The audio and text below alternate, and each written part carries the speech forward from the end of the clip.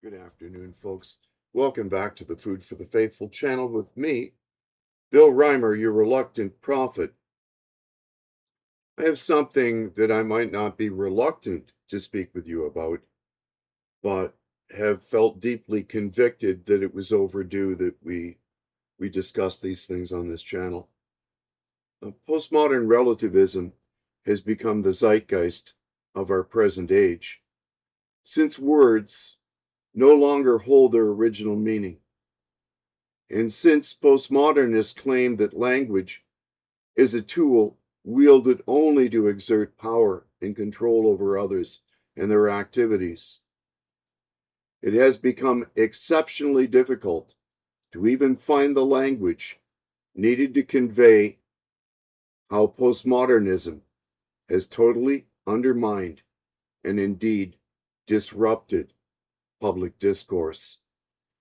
Add to this an unwillingness to understand the gulf which exists between how competing ideologies define the world. We have the perfect storm. Defines why things are going so terribly awry, and the conflict with Iran. No one truly understands what the other means. Biblically, this is the ultimate manifestation of the confusion created by the Babylonians when they attempted to build a tower or a system which could reach unto heaven. This reality is literally why bankers turned politicians, like Mark Carney, insist on attempting to control things far beyond their ability to predict, measure, and manage. Postmodernism is a very mechanism which necessitates Carney's belief that discourse itself is all about control. We have written proof of his belief in a carefully planned postmodern economy defined in his book and by his book, Values with the S in brackets and parentheses. So here's a structured and detailed essay engaging my premise while incorporating grounded information about postmodernism, Mark Carney's values, and the Tower of Babel narrative.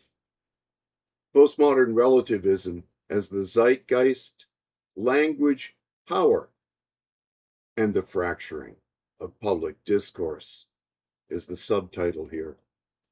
The claim that postmodern relativism has become the defining spirit or zeitgeist of the present age is not without intellectual grounding.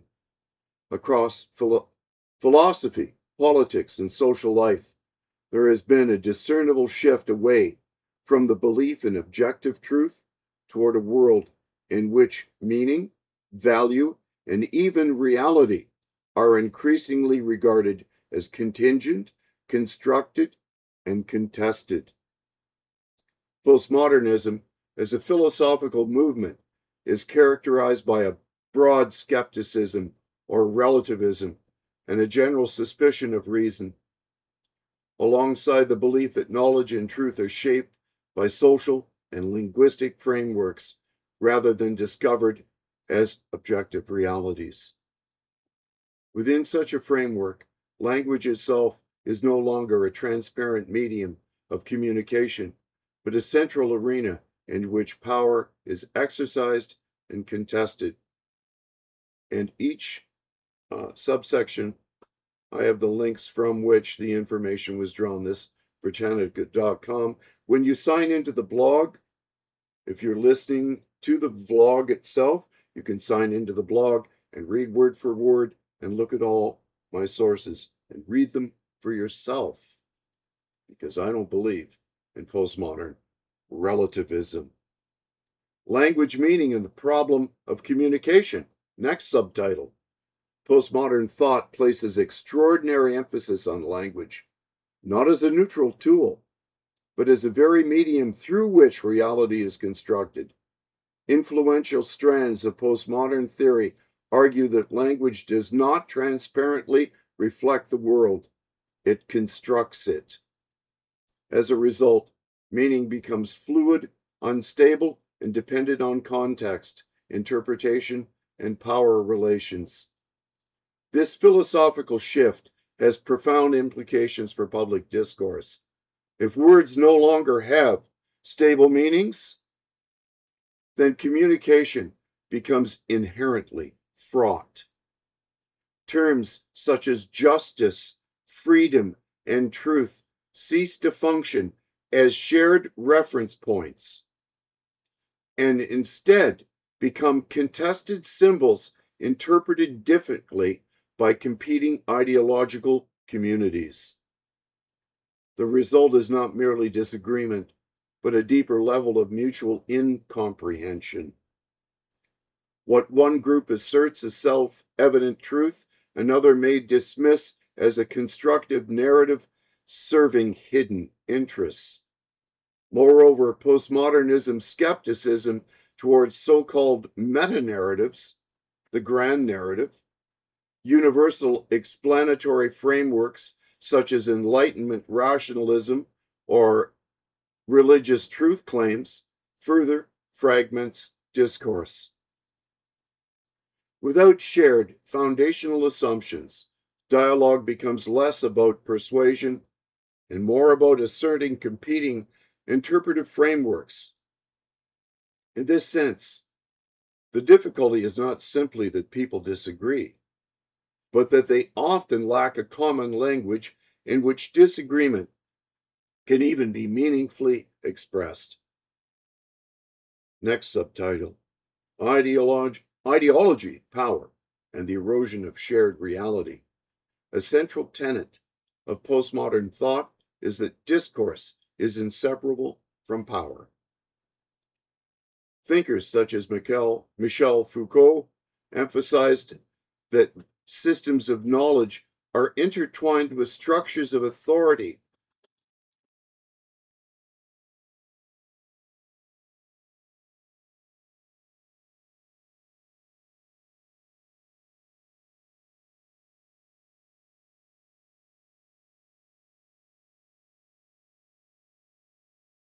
Well, you can see it gets windy at the trailer when the awning's out. Yes, back to Foucault. Thinkers such as Michel Foucault emphasize that systems of knowledge are intertwined with structures of authority, suggesting that what societies accept as truth often reflects the interests of dominant groups. From this perspective, language is not merely descriptive, but instrumental. It shapes perceptions, legitimizes institutions, and governs behavior. Critics argue that this interpretation contributes to a corrosive cynicism within public life. And I don't think there could be anything more cynical than what's happening here in Canada today, or even in trying to understand what President Trump is doing in the Middle East between him and Benjamin Netanyahu and the Iranians. There is no consistent narrative at all, not even within the American administration. In fact, I've heard the same things repeated since the conflict began. Critics argue that interpretation contributes to corrosive cynicism within public life. If all discourse is reducible to power, then claims to truth or moral principle are easily dismissed as rhetorical strategies rather than sincere attempts to describe reality, which is what I'm trying to do now here in this trailer in this windy valley.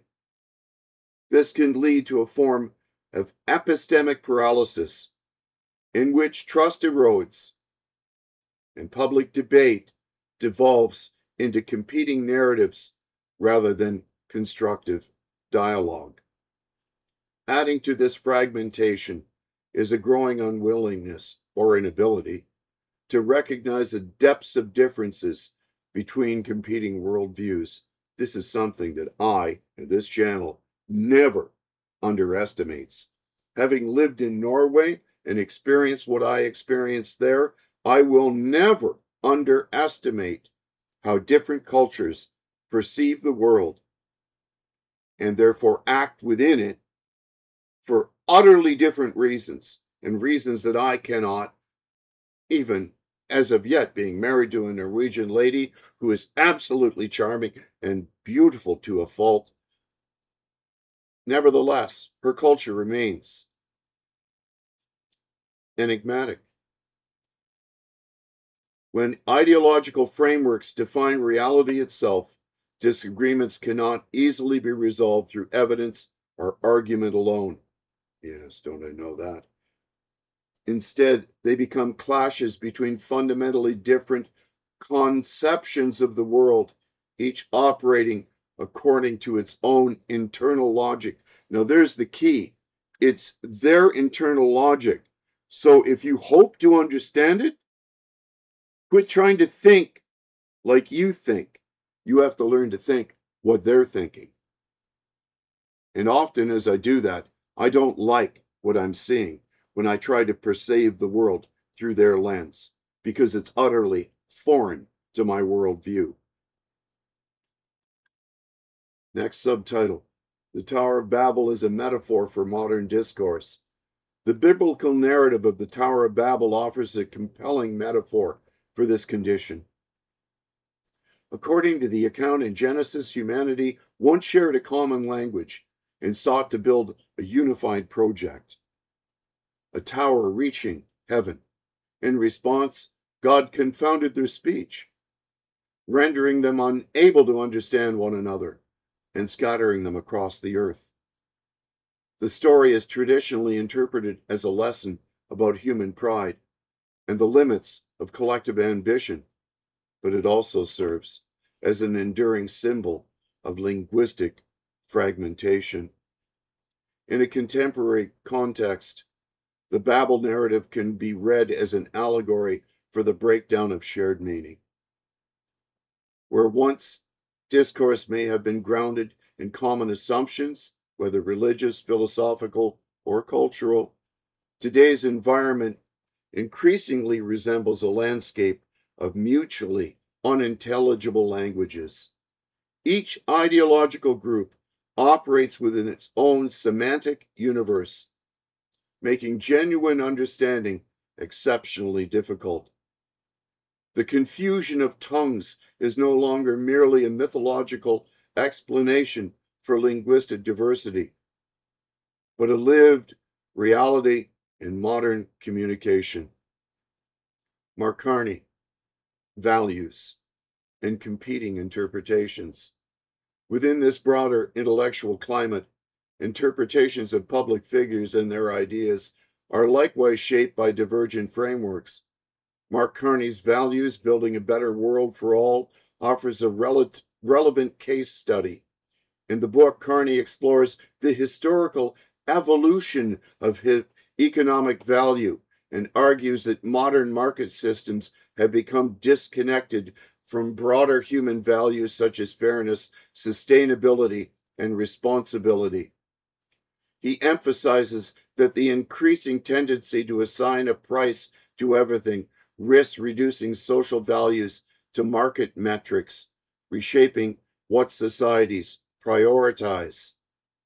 However, as of May 2026, it is estimated that the cost of central planning and excessive regulatory interference in the Canadian mixed market economy, is costing Canadians $51.5 billion. So please explain to me how, in this age of sustainability, how this attack on free enterprise in private investment is in any way sustainable. Next subtitle: Conclusion: Navigating the Postmodern Condition. The contemporary crisis of discourse can thus be understood as a convergence of several factors: the postmodern skepticism towards objective truth, the elevation of language as a site of power, and the fragmentation of shared meaning. Together, these forces create an environment in which communication is increasingly difficult and consensus increasingly elusive. While the Tower of Babel provides a powerful metaphor for this condition, it also implicitly raises the question: of whether a new form of common language, intellectual, moral, or cultural, might be possible, whether through renewed emphasis on shared values, clearer definitions, or more charitable engagements with opposing perspectives. The challenge of our age is not simply to speak, but to be understood, but moreover, to understand the other. In this sense, the perfect storm described in the premise is not merely a political or philosophical problem, but it is a civilizational one. The task ahead lies in recovering not only the capacity for speech, but the deeper capacity for understanding. The confusion which exists on the conservative side of politics exists because the conservative mindset is indicative of people who basically want to live and let live as long as no one is up to shenanigans and mischief. Conservatives, by and large, don't consider how others think, since they view that as a purely private endeavor. As a result, conservatives, by and large, cannot understand ideological possession and tribalism, since they falsely assume that other folks cannot be that different from themselves. This defines, in a nutshell, why the American administration is locked in a kinetic struggle with people whose values are radically different and indeed opposed to that of their own. Below, here we have a structured essay, then I'll read it as my conclusion, that develops my premise while grounding key ideas in political theory, cultural analysis, and the concept of tribalism. First subtitle of this section, The Conservative Blind Spot, Cultural Assumptions and the Failure to Grasp Ideological Differences. One of the most persistent and consequential misunderstandings in contemporary politics lies in the conservative failure to grasp the depths of cultural and ideological differences in the modern world. This failure is not merely intellectual. It stems from a deeper disposition embedded within conservative thought itself. At its core, conservatism tends to reflect a temperament that values stability, tradition, and pragmatic coexistence. It often assumes that individuals, left largely to their own devices, will pursue orderly lives within inherited social frameworks. At this very disposition, moderate, pragmatic, and inclined toward live and let live can become a liability when confronting cultures or ideologies that do not share these assumptions. Next subtitle, The Conservative Temperament and Its Limits. Conservatism, fundamentally, is a philosophy oriented toward preserving existing institutions and maintaining social continuity. It emphasizes tradition, gradual change, and skepticism toward abstract theories or radical transformation. Embedded within this worldview is a belief that society is an organic system that evolves over time and that stability is preferable always to upheaval. In other words, to sum it up shortly, change is always evolutionary, never revolutionary. Real change is based upon building on the past rather than tearing the past down, which is what the postmodern cultural relative left fully intends and has in part been utterly successful in doing. This orientation fosters a particular attitude toward human behavior. Most people, conservatives assume, are broadly similar in their desires for order, security, and personal autonomy. As a result, conservatives often treat the inner belief systems of others as largely private matters. What matters is not what people think, but whether they behave within acceptable boundaries, whether they avoid shenanigans and mischief, to use the phrase I've used to develop this premise. This perspective encourages tolerance in a certain sense. It allows for pluralism so long as social order is maintained. However, it also produces a blind spot. It underestimates the extent to which beliefs are not merely private, but can also be totalizing, collective, and action driven. In other words, conservatism often assumes that ideological differences are shallow, when in some cases they are profound and structural.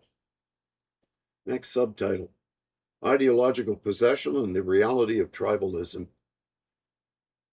The concept of ideological possession helps illuminate this gap.